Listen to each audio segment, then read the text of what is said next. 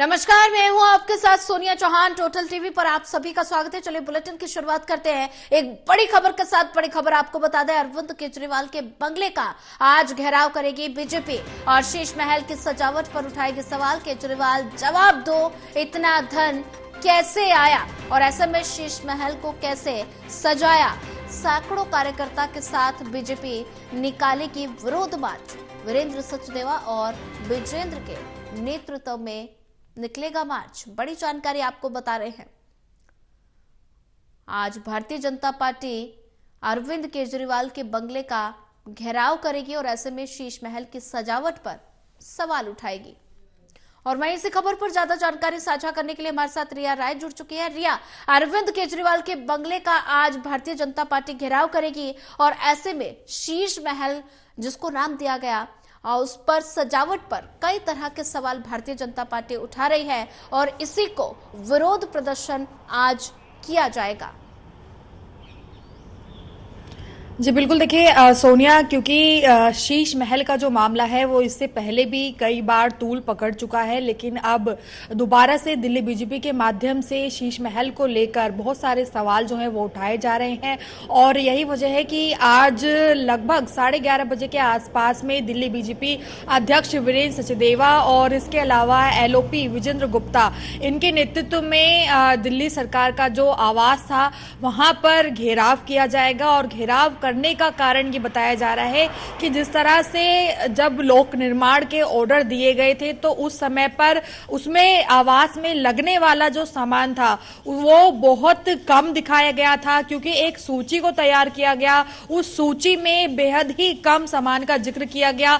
लेकिन जिस तरह से लगातार खुलासा हुआ उसमें ये सामने आया कहीं ना कहीं पर कि उसमें इतने ज्यादा जो महंगे सामान हैं उनका इस्तेमाल किया गया है। तो सवाल ये है कि 2022 में जब लोक निर्माण विभाग द्वारा जो बजट पेश किया गया था या जो सामान जो है आवास में लगाने के लिए, उसका लोक निर्माण करने के लिए दिया गया था, उससे अधिक जो सुविधाएं हैं वो आखिर कहां से आ रही हैं। और यही जानने के लिए लगातार जो बीजेपी है वो आम आदमी पार्टी का घेराव कर रही है। बीजेपी का ये कहना है कि जब भी आवास में लगने वाली वस्तुओं पर या उस पर किए गए भ्रष्टाचार को लेकर बातचीत की जाती है तो ना तो अरविंद केजरीवाल कोई जवाब देने को तैयार रहते हैं और ना ही उनके पार्टी के जो तमाम मंत्री हैं वो भी इस पर किसी प्रकार की प्रतिक्रिया नहीं जताते हैं। सवाल बीजेपी का ये लगातार आम आदमी पार्टी से है कि आखिर आवास में लगाने के लिए इतने ज्यादा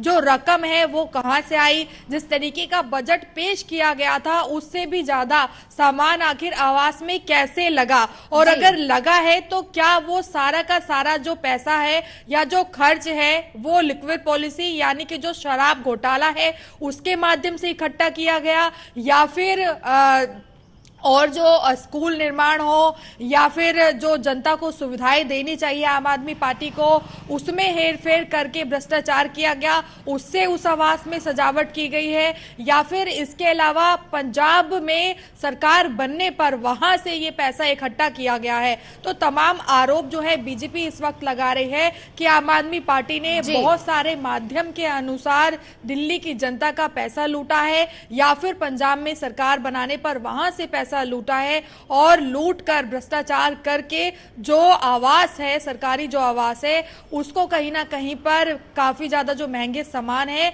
उन्हें लगाकर उसमें तब्दील किया है, बहुत बड़ा भ्रष्टाचार किया है। लेकिन उसका जवाब जो है ना तो आम आदमी पार्टी पर है, ना अरविंद केजरीवाल पर है और ना ही उनके तमाम मंत्रियों पर है। तो ऐसे में उन्हें अपना जवाब पेश करना होगा। इस तरीके की मांग जो है दिल्ली बीजेपी कर रही है और यही वजह है कि आज एक बड़ा जो प्रदर्शन है, आप कह सकती हैं कि उनका जो सरकारी आवास है उसका घेराव करते हुए आम आदमी पार्टी से सवाल जो है दिल्ली बीजेपी पूछती नजर आएगी। जी रिया, अगर बात की जाए तो जैसे जैसे चुनाव नजदीक आ रहे हैं वैसे वैसे राजनीतिक दल एक्टिव होना शुरू हो गए। अगर भारतीय जनता पार्टी की बात की जाए तो हर मुद्दे पर गहनता से भारतीय जनता पार्टी हर मुद्दे को उठा रही है। अगर बात की जाए शीश महल की तो ऐसे में तमाम तरह के भारतीय जनता पार्टी की तरफ से आरोप आम आदमी पार्टी पर और अरविंद केजरीवाल पर लगाए गए। उन्होंने कहा कि लगातार मैं बयान सुन रही थी वीरेंद्र सचदेवा का, उन्होंने कहा कि केजरीवाल जो है वो भ्रष्टाचार में पूरी तरह से लिप्त है। तमाम तरह के आरोप